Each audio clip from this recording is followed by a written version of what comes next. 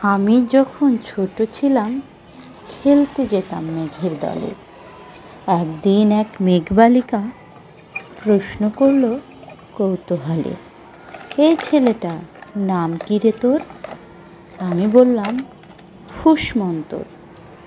মেঘবালিকা রেগেই আগুন, মিথ্যে কথা, নাম কি অমন হয় কখনো? আমি বললাম নিশ্চয় হয়, আগে আমার গল্প শোনো।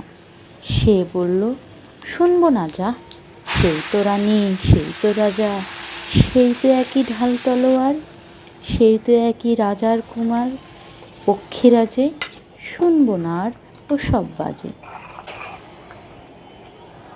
আমি বললাম তোমার জন্য নতুন করে লিখবো তবে।